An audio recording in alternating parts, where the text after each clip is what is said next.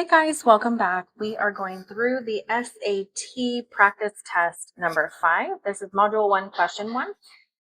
The graph of the system of a linear equation and a nonlinear equation is shown. What is the solution to this system? So all this is asking us for is the intersection point between the two graphs, which is going to be option C, 4, 5. On the first day of a semester, a film club has 90 members. Each day after the first day of the semester, 10 new members join the film club. If no members leave the film club, how many total members will the film club have 4 days after the first day of the semester? Okay, well, option D is not possible because we have 10 new members every day, none are leaving, so that's going to be at least 100, which opts out for number C as well. And then 400 just seems like that's going to be way too much. So the answer is actually going to be 130. Now, there is a mathematical way to figure this out, so I'll go ahead and go over that as well. You have 90, you're adding 10 each day, and we have 4 days. So 90 plus 10 times 4 is indeed 130. We are looking for the y-intercept of the graph that is shown here. Remember that y-intercepts always have an x value of 0, which you can easily see here that they're giving that to you. So you might be able to use that on future questions as well. Now, we are looking for a y-intercept. This is our y-axis, and it intercepts at 0, positive 8. So our answer then is going to be D. What is the solution, Rs, to the given system of equations? They tell us that R is the first number in the coordinate pair, and they also give us R. So our only options are going to be B or C. Now to figure this out, what we have to do is substitute 3 in for R, and then solve for S. So we're going to have S plus 21 equals 27. We're going to subtract 21 from both sides. So S is 6, and our answer is B. The table shows the selected values from function f. Which of the following is the best description of function f? What we can see here is that we have a consistent increase of 1 in our x's. We can also see a consistent increase of 1 in our y's. This means that it is increasing linear. The graph of a system of linear equations is shown. The solution to the system is xy. What is the value of x? So again, the solution is where the intersection point is, and the x value that is part of our solution is going to be 4. The full coordinate will be 4, 1, in case they ask you for your y value. What is the range of the 7 scores shown? The range is defined as the largest value minus the smallest value. Now these happen to be in number order, numerical order, but if they weren't, you would have to pick them out of the list. So 52 minus 23, you can easily put that into Desmos. It's going to be 29. Number 8, in the figure, line M is parallel to line N and line K intersects both lines. Which of the following statements is true? If you remember from geometry, when you have two parallel lines that are cut by a transversal, you have some different associations with your angles. The particular angles that are shown here are going to be vertical angles, and you can remember that because this makes an X shape. So because these are vertical angles, they are going to be congruent. Option C.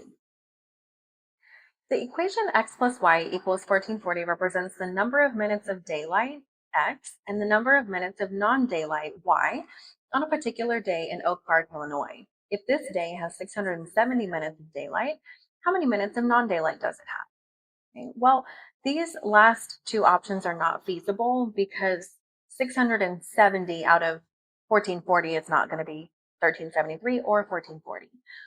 So the way that you figure this out, you're going to substitute your x value because that's daylight. Then you're going to add y to it, and then simply subtract 670.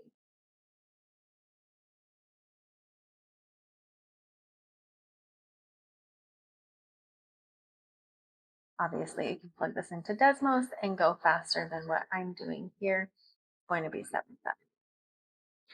Scott selected 20 employees at random from all 400 employees at a company. He found that 16 of the employees in this sample are enrolled in exactly 3 professional development courses this year. Based on Scott's findings, which of the following is the best estimate of the number of employees at the company who are enrolled in exactly 3 professional development courses this year? Well, we know that 16 out of 20 is the majority. So out of 400, it's definitely not going to be 4. Okay. All we have to do here is figure out, it's really a proportion. 20 times what is 400?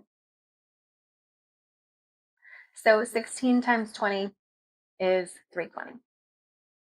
If 4x minus 28 equals negative 24, what is the value of x minus 7?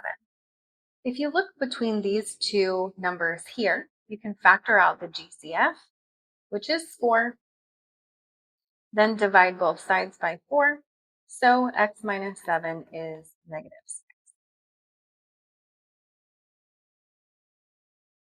For a snowstorm in a certain town, the minimum rate of snowfall recorded was 0.6 inches per hour, and the maximum rate of snowfall recorded was 1.8 inches per hour. Which inequality is true for all values of s, where s represents a rate of snowfall in inches per hour recorded for the snowstorm? If 0.6 is our minimum and 1.8 is our maximum, then s has to fall between those two values. A solution to the given system of equations is xy, where x is greater than 0. What is the value of x? Here you can plug this into Desmos if you'd like, as in the graphing portion, and see where they intersect and get the x value. I actually think that this one is easier to just go ahead and substitute. Since we have y equal to 4x, we can go ahead and substitute that y for 4x. Then we can move our 4x on this side to get 0 equals x squared minus 4x minus 12. Now we have to find factors of negative 12 that add to negative 4, and those two factors are going to be negative 6 and 2. By the zero product property, we can go ahead and set both of these factors equal to 0 and solve for x.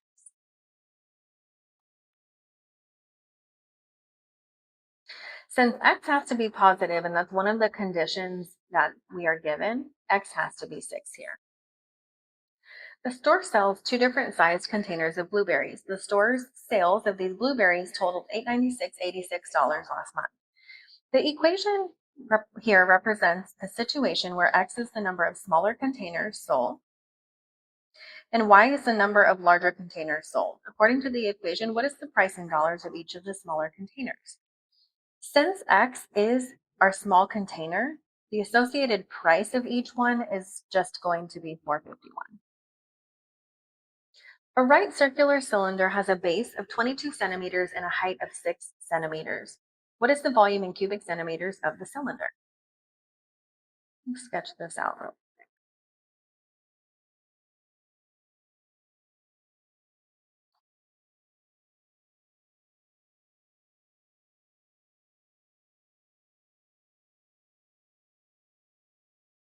The formula for a right circular cylinder is going to be given by, and just to break this down, this is the area of the base, which is a circle, times the height. Our radius is going to be half of the diameter, which is 11. The height of our prism here is going to be 6. So you can even see that they were nice and left pi in there for you, so you don't have to calculate that. It's going to be option C.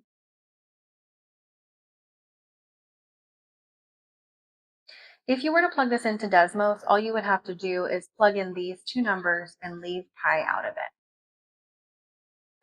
The graph of the rational function f is shown where y equals f of x and x is positive. Which of the following is the graph of f, y equals f of x plus 5, where x is greater than or equal to 0? If you remember your transformations, this is going to be a vertical translation up 5 units.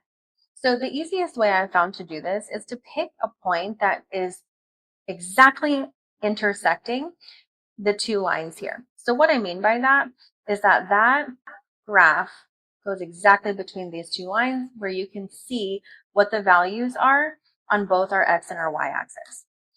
We're going to take this point and we're going to translate it up 5 units. So what I call this is kind of an anchor point. Here's another one that we're really just going up 5 units. So the graph that we're going to be looking for in our answer choices is going to look something like this.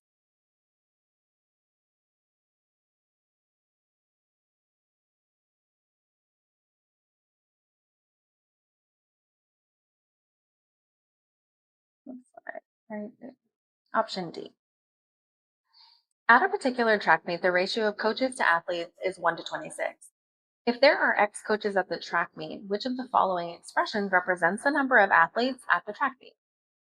This is a ratio problem.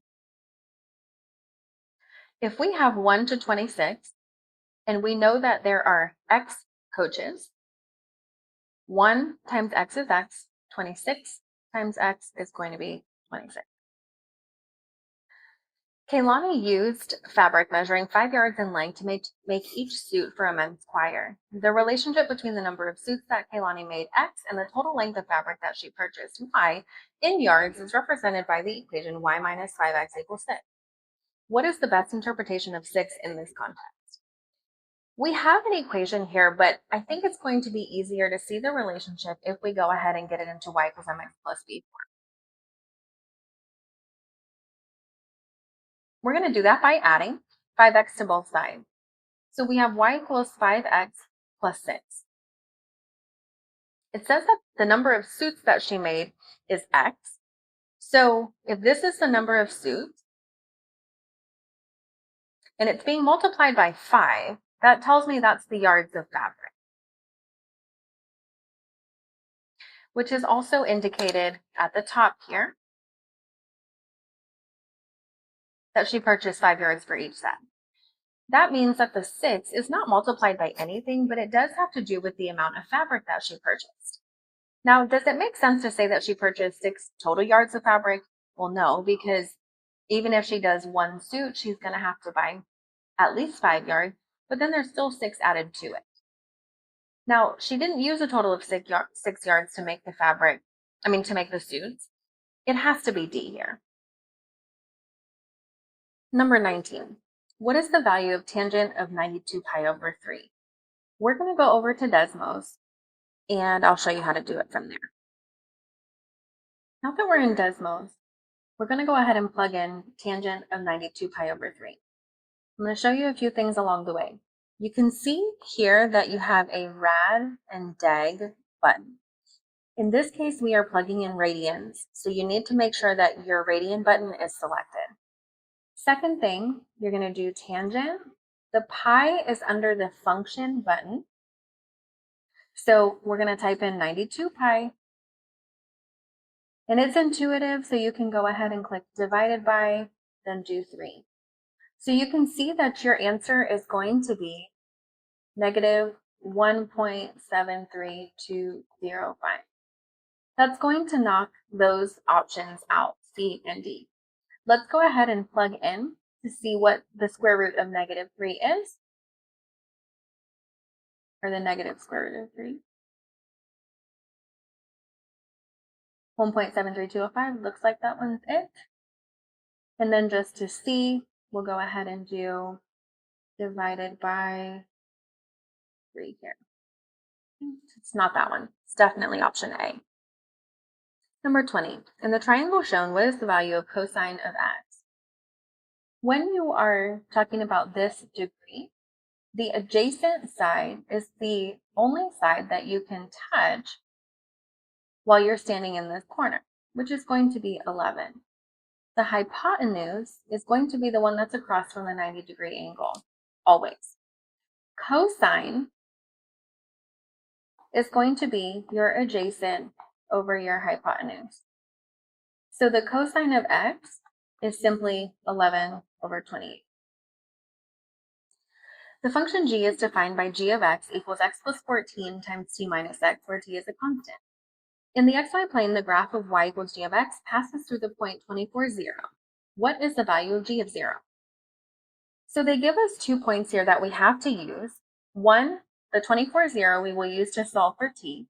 Then we'll go back and plug in 0 for x to evaluate g of 0.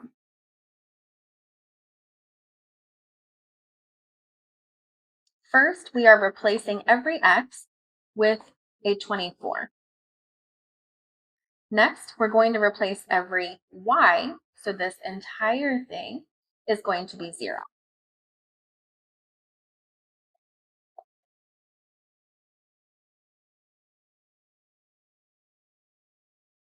(24 plus 14 is 38, and t minus 24 can't be simplified. Let's distribute that.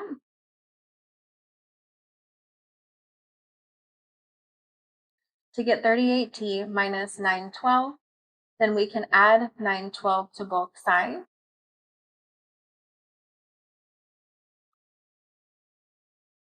Divide both sides by 38, and that result is going to be 24. Now that we have 24, we can use the same equation that we started with, replacing t with 24.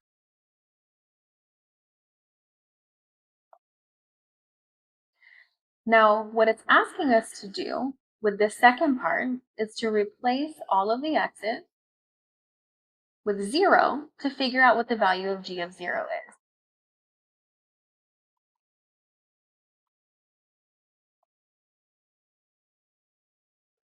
So g of 0 is going to be 14 times 24.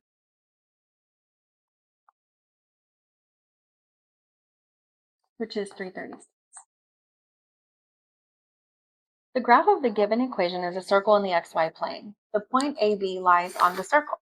Which of the following is a possible value for A?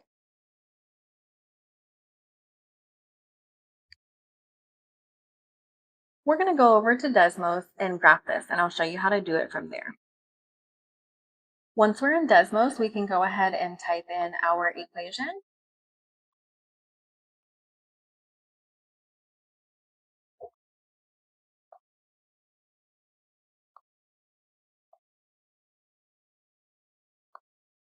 And show you how these values will work.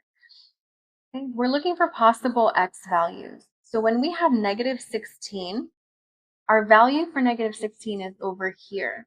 That is outside of our circle. That's not possible. Negative 14 is possible here and also here. 11 is over here, that's way outside, and 19 is over here. So negative 14 is the only possible option. A right rectangular prism has a height of 9 inches. The length of the prism's base is x inches, which is 7 inches more than the width of the prism's base. Which function, v, gives the volume of the prism in cubic inches in terms of the length of the prism's base? Now we need to be careful while reading this because we want it in terms of the length of the prism's base. So to most easily show this, I'm going to go ahead and draw this out.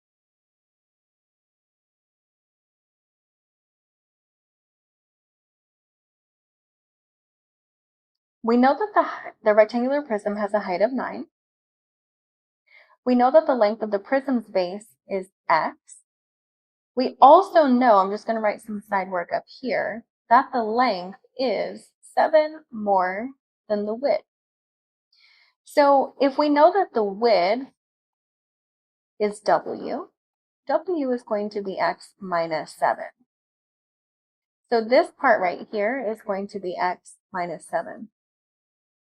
Then we can just go ahead and fill in what we know. So our answer here is going to be 9x times x minus 7. Which of the following functions has or have a minimum value at negative 3? If you know the shape of these graphs already, these are exponential functions, and they are going to be reflected over the x-axis. So this actually technically means that there is going to be no minimum value, but I'm going to show you how to do this on Desmos. So we have two functions here, negative 6 times 3 to the x power minus 3.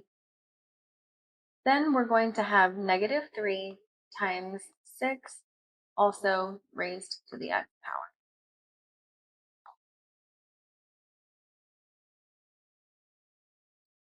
Okay. As I mentioned just a minute ago, these are reflected over the x-axis. There are going to be no minimum values, but here's proof of that. They go down forever, so it's actually going to be increasing towards negative infinity.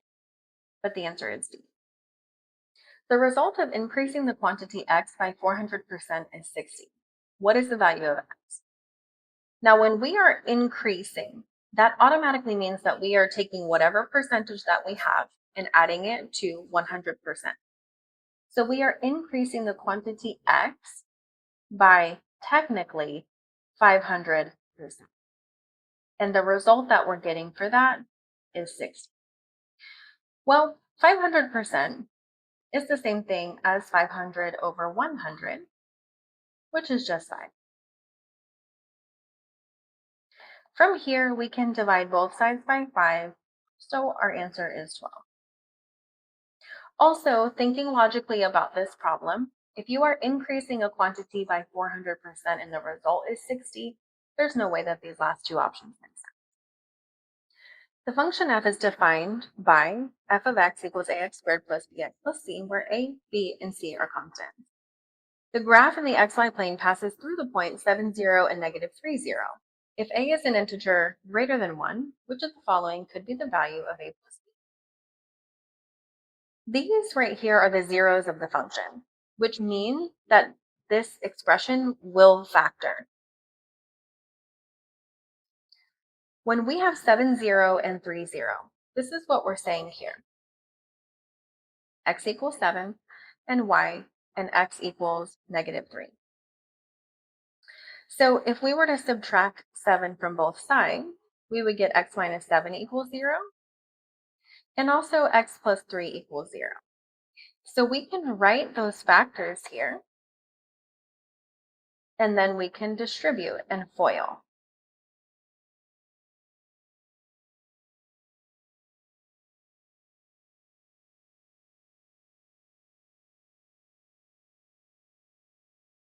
We're looking for the value of a plus b. So these are going to be the numbers in front of x squared and in front of x. So if we have 1 plus negative 4, our result will be negative 3. The function g is defined by g of x equals x times x minus 2 times x plus 6 squared. The value of g of 7 minus w is 0, where w is a constant. What is the sum of all possible values of w? So what this is asking us to do is to take 7 minus w and replace that everywhere that there is an x in the function.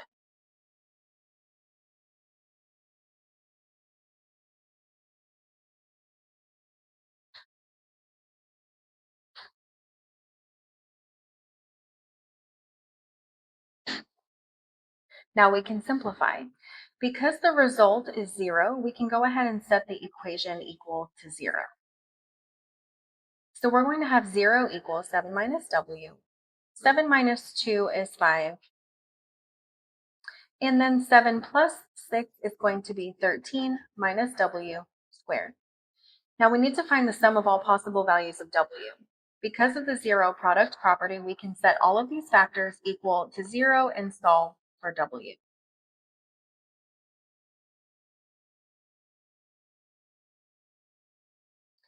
We can go ahead and add w to both sides. We can also add w here. First, we can square root both sides, and then add w. Now we have to add all these together to find the sum.